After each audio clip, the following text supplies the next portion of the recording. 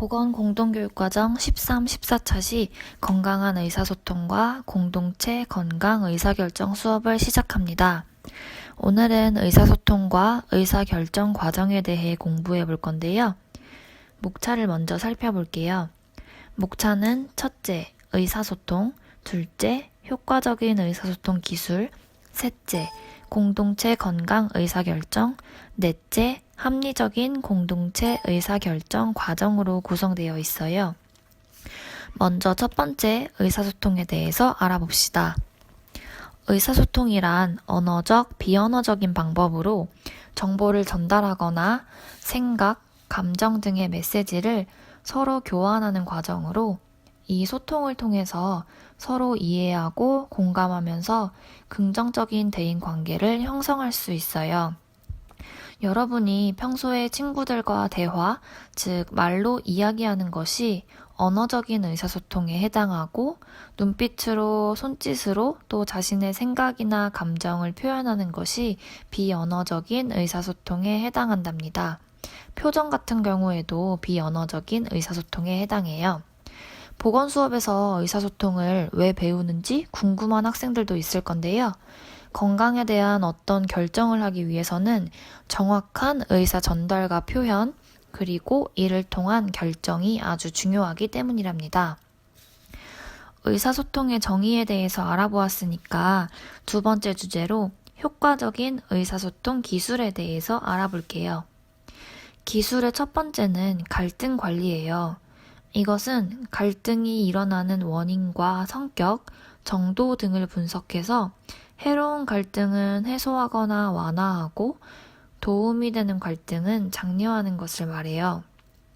갈등을 해결하기 위해서는 상대방의 처지에서 생각하고 상대방을 비난하지 않으며 또 문제에 초점을 흐리지 않고 지나간 일에 대해서는 다시 언급하지 말아야 돼요. 또 자기 주장만 하는 것이 아니라 상대방의 의견을 충분히 들을 수 있어야 한답니다.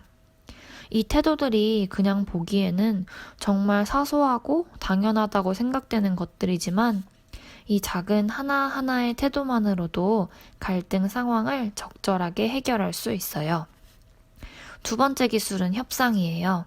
협상은 어떤 목적에 맞는 결정을 하기 위해서 여럿이 서로 의논하며 대립하는 부분을 양보하고 모두를 만족하게 하는 의사소통 기술입니다. 이런 협상은 총 3단계의 절차를 거쳐서 진행되는데요. 1단계는 상대방을 만나서 문제를 확인하는 단계예요. 대화를 시작하려면 상대방과 마주하는 것이 첫 번째인 만큼 협상에 있어서도 내가 협상을 시도할 상대방을 마주하고 또 문제가 무엇인지를 파악하는 것이 우선이겠죠. 2단계는 상대방의 생각과 관점을 이해하는 것이에요. 협상은 당사자인 양측 모두에게 만족스러운 결과를 도출하기 위해서 진행하는 것이기 때문에 내 입장과 생각뿐만 아니라 상대방의 생각과 관점을 충분히 이해해야 한답니다. 마지막 3단계는 협의와 조정을 통해서 문제를 해결하는 것이에요. 문제를 알았고 상대방의 입장을 충분히 이해했다면 적절한 선에서 협의와 조정을 하면서 문제를 해결하는 것이 그 절차라고 할 수 있어요. 세 번째 기술은 거절이에요. 거절은 상대편의 요구나 제안, 선물이나 부탁 등을 받아들이지 않고 물리치는 것을 의미하는데 이 거절이 왜 효과적인 의사소통 기술인지 의아한 친구들도 있을 거예요. 실제로 거절을 잘 못하고 다른 사람의 부탁을 다 받아주는 경우도 있는데 선생님도 약간 그런 편이거든요. 네, 이런 경우에는 나중에 본인한테 스트레스가 쌓이게 되고 또 자신의 의사 표현을 제대로 전달하지 못하고 숨기면서까지 다른 사람의 요구를 들어주는 것이기 때문에 거절을 해야만 효과적인 의사 표현을 할 수 있다고 하는 것이에요. 근데 그렇다고 해서 모든 것을 다 거절하라는 의미는 아닌 것쯤은 다 알겠죠? 이 거절의 요령 4가지에 대해서 살펴볼게요. 첫 번째는 대안을 제시하는 것이에요. 내가 상대의 요구를 거절하는 대신에 다른 대안을 이렇게 하겠다라고 하면서 상대방이 요구한 것 대신에 본인이 생각해서 본인이 하기에 좀 더 쉬운 것을 선택해서 말하는 방법이죠. 두 번째, 세 번째는 비슷한 맥락인데 시간을 두고 거절하거나 구체적인 기간을 설정하고 그 기간 내에 거절하면서 이유를 설명하는 것이에요. 부탁을 받는 순간 바로 거절을 하면 상대에게 고민도 하지 않고 거절을 당했다는 느낌을 줄 수도 있어서 상대방의 기분을 상하게 할 수도 있기 때문에 어느 정도 시간이 지난 후에 그 이유와 함께 거절을 한다면 상대가 기분 나쁘지 않게 거절할 수 있어요. 마지막은 계속적인 부탁에도 반복적으로 거절하는 것이에요.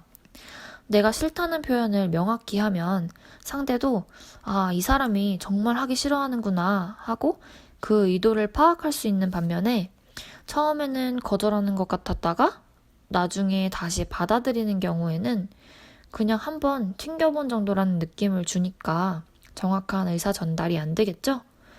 갈등 관리, 협상, 거절 등의 기술을 통해서 자신의 의사 표현을 명확히 할 수 있게 되는 것이 의사소통의 목표랍니다.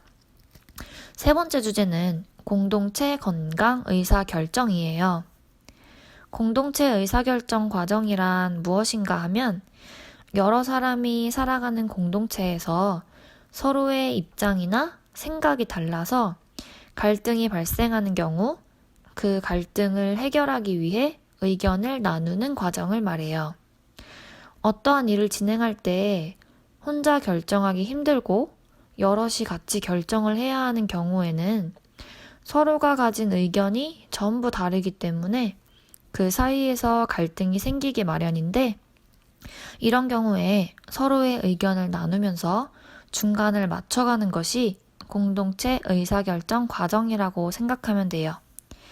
특히 건강과 관련한 공동체 의사결정은 개인에게뿐만 아니라 가족이나 지역사회 건강에도 영향을 미치기 때문에 여럿이 모여서 민주적인 절차를 통해서 합리적인 결정을 하는 것이 중요하답니다. 마지막 네 번째 주제에서는 앞에서 말한 공동체 의사결정 과정을 어떻게 하면 합리적으로 진행을 할 수 있는지 건강과 관련한 합리적인 공동체 의사결정 과정에 대해서 살펴볼 거예요. 오늘 수업의 가장 핵심이 되는 부분이니까 잘 따라와야 돼요. 합리적인 결정을 하기 위해서는 의사결정에 당사자가 적극적으로 참여를 하고 개개인의 이익이 아니라 공익을 존중하며 균형 있는 관점에서 문제를 바라보고 다른 사람의 의견도 열린 마음으로 받아들이는 것이 필요해요. 과정을 6단계로 나누어서 살펴볼게요. 첫 번째는 목표 설정으로 문제 상황에 대해서 인식하고 해결해야 할 목표를 확인하는 것이에요.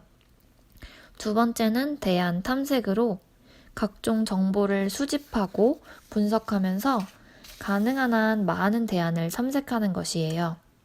세 번째는 조정으로 두 번째 단계에 여러 가지 대안을 놓고 장단점을 비교하면서 대안을 평가하고 최종 대안을 선택하는 단계예요. 네 번째는 계획 수립으로 첫 번째 단계에서 설정한 최종 목표를 위해서 단기 목표를 세운다든지 행동 전략이나 실천 계획 등을 수립하는 단계예요. 다섯 번째는 실천이고 앞에 단계에서 세운 실천 계획을 실제로 어떻게 실천했는지 그 상황을 기록하는 것이에요. 마지막 평가 단계는 앞에서 실천한 과정에 대한 평가와 이에 대한 최종적인 성과를 평가하는 단계예요. 각 단계에 대해서 정의 정도만 간단히 알아보았는데 하나씩 예를 들어가면서 자세히 살펴보도록 할게요. 먼저 목표 설정은 스마트라고 불리는 원칙에 따라서 설정해요. 스마트는 Specific, Measurable, Action Oriented, Realistic, Timely 이렇게 5가지의 첫 절차를 딴 원칙이에요. 선생님이 영어를 못해서 이해해주세요.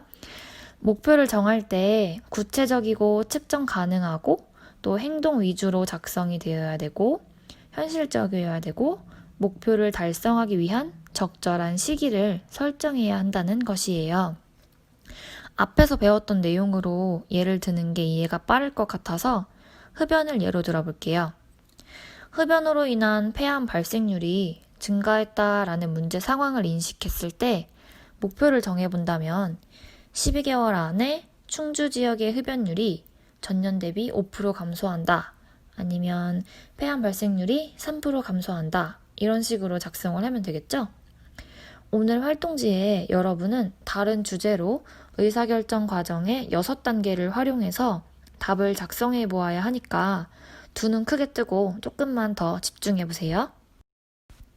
두 번째 대안 탐색 단계를 예를 가지고 살펴볼게요.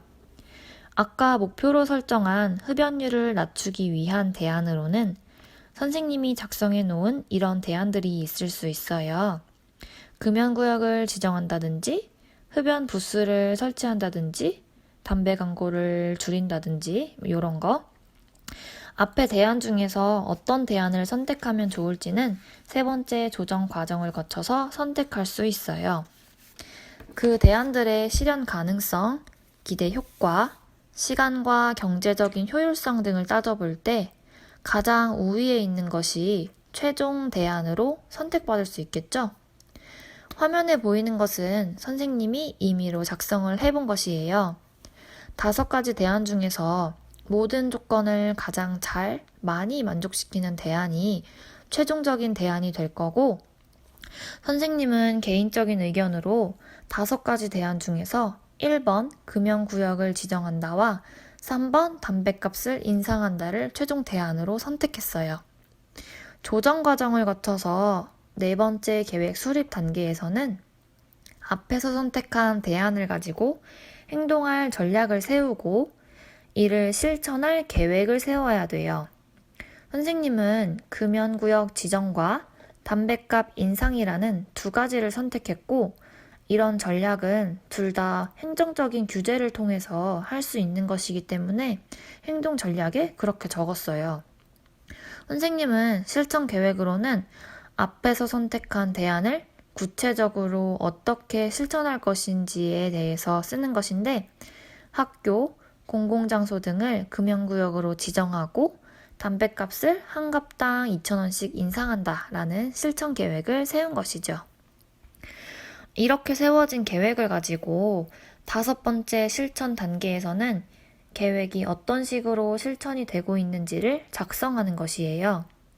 계획한 대로 땡땡 학교, 유치원, 시청 등을 금연구역으로 지정했고 모든 담뱃값이 1,000원씩 인상되었다는 실천 사항을 적었어요. 마지막 평가는 이런 실천 과정들이 WHO의 기준에 부합하는지를 확인해서 그게 합리적인 결정이었는지를 확인하는 것이에요.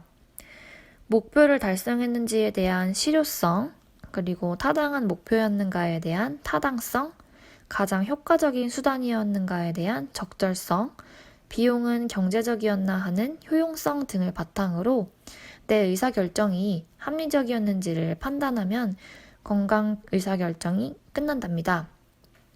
여기서 보면 아까 엑스레이를 찍는다 이런 대안이 있었는데 그런 걸 선택했다면 사실 폐암 걸린 사람들을 매년 엑스레이를 찍으려면 발생하는 비용들이 있기 때문에 마지막 적절성에서 비용은 경제적이었나 하는 효용성 이런 거 있잖아요. 이런 거에 대해서 부합을 하지 못하겠죠. 그런 경우는 비합리적인 의사결정이 될 수 있기 때문에 모든 이런 기준이 부합하는지를 잘 확인을 해야 한답니다. 말로 설명하니까 좀 어려웠을 거예요. 의사결정이 그냥 대화만 잘하고 결정만 잘하면 되지 하고 생각했을 수도 있고요. 하지만 이 과정을 다음 강의에 있는 활동지를 풀다 보면 이해가 좀 될 거예요. 중요하지 않다고 생각될 수 있는 부분일 수도 있지만 의사결정 과정을 요즘 아주 떠들썩한 주제인 코로나19의 감염을 막기 위한 의사결정에 대해서 고민해 본다고 생각하고 다음 강의에서 활동지를 작성해 보도록 하세요. 조금 생소하고 어려운 내용일 수 있었지만 듣느라고 수고 많았어요. 다음 강의에서 만나요.